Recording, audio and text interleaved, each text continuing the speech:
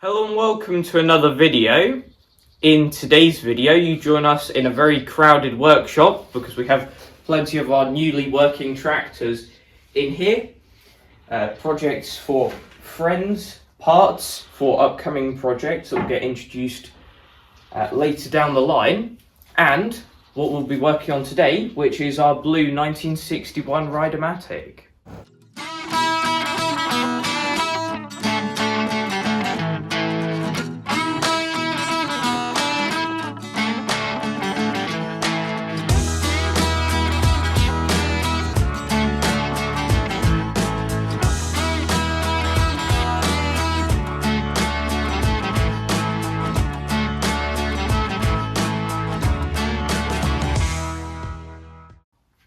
Now, we pulled this tractor out of storage a few weeks back to help us with our green 1961 Rideamatic. And now that that is running and we still have this tractor out, we thought we might as well try to get it running while it's out of storage, because this used to be quite a nice running tractor. Those of you that may have followed my channel from the very start will remember that back in 2017, we did a project or a series on this project, and if you want to have your ears hurt by our very poor microphone that we used back then and my very squeaky voice, then feel free to check that out. There is a playlist on my channel for that. However, we last had this out back in 2021 for our virtual tractor show video, and it wouldn't start then. And even when we had this running before, it was quite difficult to start, so that might be a clue as to what we might find as the problem when we start delving into this. But the main problem that we know about is the fact that this has got fuel in from 2017, and we're not sure if we used additives back then, so the fuel tank will need draining at a minimum and the carburetor will need cleaning, and then we can check if it's got a spark and go from there. So before we get started today, we just wanted to show you some pictures of a job that we did way back when, which we think might be useful to explain for some people, because this is quite a common problem on all our Rideamatics. We need to do this fix on all of ours, and quite a few people struggle with this issue as well, which is that the Versmatic lever, the hole in the rod there was very worn, which meant that effectively you could move the lever backwards and forwards tons in each kind of gear or speed, and you don't get a clear shift in speed when you move the lever forward. It tends to kind of wander on its own. Now, this Versmatic lever was in quite poor shape anyway, not just that hole there. It didn't have the control knob, and the top part was badly mushroomed and kind of scratched from mole grips, which we've got some pictures, so I'll use those to kind of explain what we did over here on the computer. So this is what the Versmatic control lever on this tractor looked like originally. You can see the damage to the top there, no control knob or anything like that. That's when we pulled it out. This is us having just cleaned up the top part in the lathe there, turned it down a bit to get rid of all of those deep scrapes and stuff like that, and it looks much nicer. This is what the hole in that rod looked like originally. It's quite badly ovaled, which meant the roll pin was moving all over the place. So we welded that up and turned it down in the lathe to get it back to its original shape, and re-drilled it for the exact size of the roll pin. And now there is no movement in that part of the Versmatic lever. Now, this process can be applied to any number of parts, not just on these tractors, but all tractors in general where you have wear in holes or rods. So it's a technique that we're definitely going to try and get a bit more practice of in the future. Now, to give us a bit more space around the front of the tractor, we're going to take the grille and the bonnet off. Now, to do this, it's just one bolt on the top here to get the grille off, then you can kind of pull it out and lift it up, because it's only on two pins on the bottom here to locate it on the engine. Then there's 4 screws on each side for the hood here, and we know these will come undone because we put new ones in when we redid this tractor back in 2017. And the other thing you have to do is take the fuel cap off. especially on this one, seeing as it has a bigger fuel cap than standard, which appears to be from a Suzuki by the looks of that logo in the centre.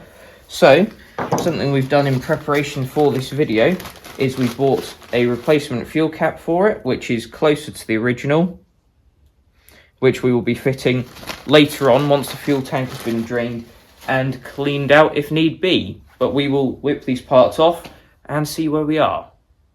We have the hood and the grille off now, and we've disconnected the fuel pipe, and although it was new back in 2017, it's in quite poor condition now. So I'll just angle this so that the fuel will actually go in the funnel. Then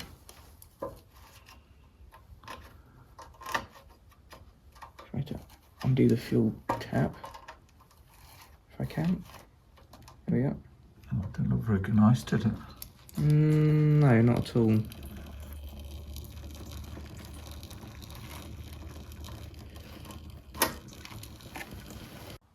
We've drained most of the fuel now, and we put some of it into this jar here, and although you can't see the difference in 2 layers showing water, the last bit that we kind of drained out of there was fizzing and bubbling a lot, as if it had water in it, so that's not a great sign, and this fuel doesn't look or smell very nice anyway, which isn't great.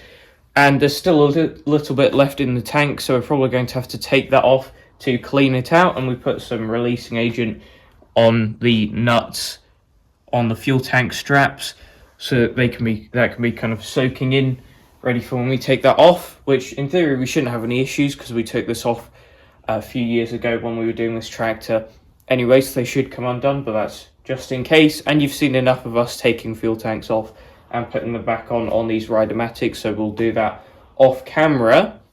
Now, this horrible fuel in the fuel tank, there's probably horrible fuel in the fuel bowl on the carburetor as well. If we can, we'd like to avoid taking the carburetor off entirely. So the plan is just to take the air filter and the kind of backing plate for the air filter off, and then try and take the fuel bowl off there and clean it out and everything in that kind of assembly. So I'll just quickly take this wing nut off here. Now if I take the air filter cover off, you can see, if I can try to, it's proving to be quite challenging. There we are. As you can see, we put a new air filter on this back when we did this project, which is still in decent condition. Now we just need to whip this backing plate off and try and take the fuel bowl off without coating everything in fuel. The air filter housing is off now, and we're taking the fuel bowl off to drain the fuel out of the carburetor that way. And we've got our jar and funnel underneath it so that hopefully we spill as little fuel as possible, which is also why Dad's doing it, so I can blame him if we spill fuel everywhere.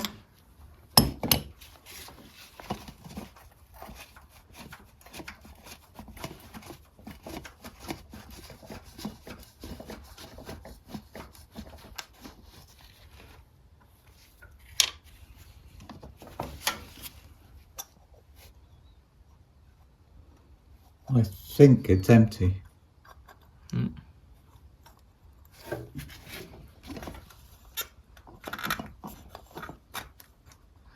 That looks empty, doesn't it? It's just getting around the throttle cable at the moment. Yeah, it's empty, but it's empty of liquid, but definitely not sediment. We've now cleaned out the fuel tank and the fuel bowl. That was kind of a self-inflicted issue with leaving old fuel in there, but we didn't expect this to be left for about 8 years between the last time that we used it. But now with some of those bits back on, we're going to do a spark test here. So we've got our spark tester attached, and if I turn on the ignition key here, have a watch of the gap, see if there's a spark.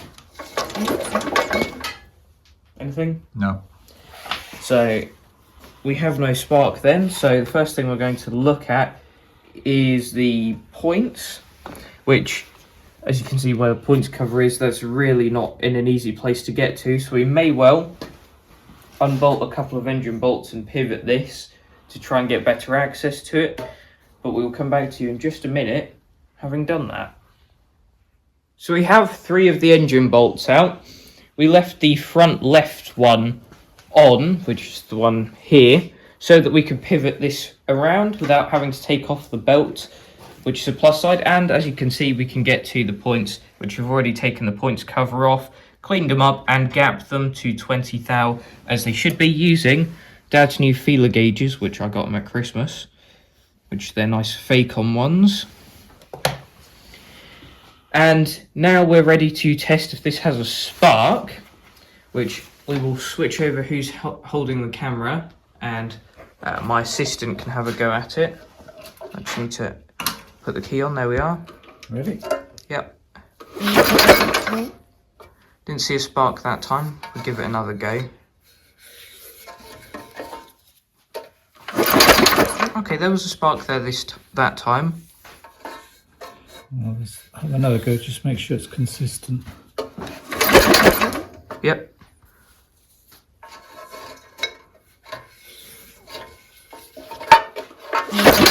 Yeah, there's a couple that time, so I think we can probably be happy that that is sparking now. We have the engine bolted down now, and besides cleaning up the points and cleaning out the fuel tank and the fuel bowl, we haven't really done anything to this. However, it is looking promising. At first, we thought that we might actually have a coil problem with this and we'd have to dig much deeper into the engine.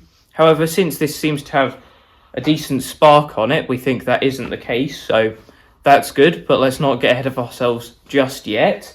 What we need to do now is refit the air filter kind of backing plate here and put the air filter on, connect up the fuel line, and then you can join us in giving this a test. Right, so a long while later now, and we put everything back together and then spent absolutely ages trying to get it to start, which it really didn't like starting. Eventually it did, but the engine ran quite poorly, so we took the jets out of the carburetor, cleaned everything out, put it back together, still didn't like starting, and didn't really have much of an effect on how the engine was running. So we switched that carburetor we were using for the one that's now on there, which is pretty much brand new, and set that up to pretty much factory settings. And same again, really didn't want to start. However, once we did get it to start, it ran relatively smoothly, so we think that is an improvement. But we whipped the spark plug out just to double check that it had a spark still, and we noticed the spark was quite orangey rather than the usual white or kind of very light blue that you would usually see on a spark plug, which might suggest coil issues, which is what we thought this might be to start with, but just kind of hoped that it wouldn't be, because that's a bit more complicated. But we're going to see if we can get this to start on camera for you. So I will turn the ignition key on and take my gloves off, because I'll let the cameraman do the starting, and I will try to take the camera there. There we are.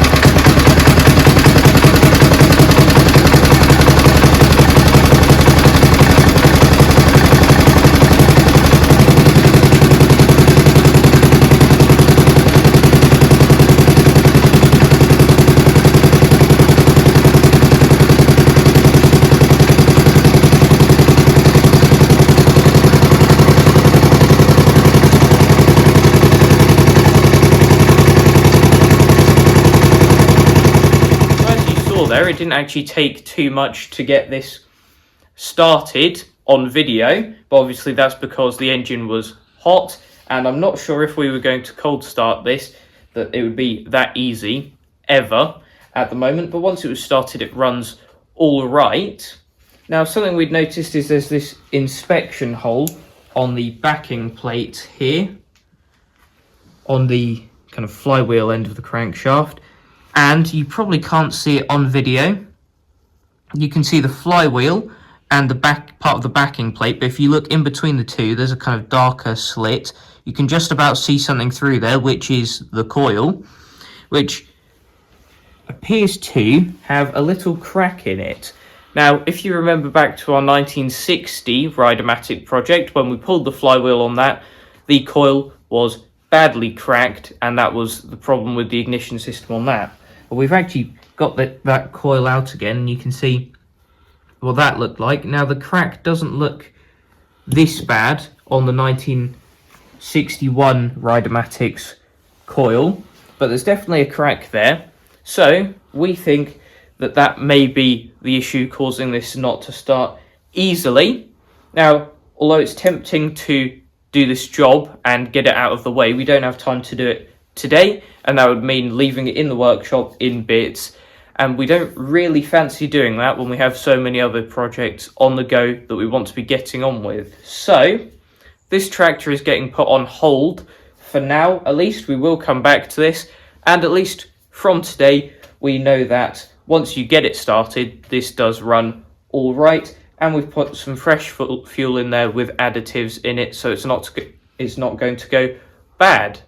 But that is it for this video. Sorry that was a bit underwhelming, but sometimes it can be a bit like that when you're working on these old machines. But thanks for watching, and I'll see you in the next one. Bye.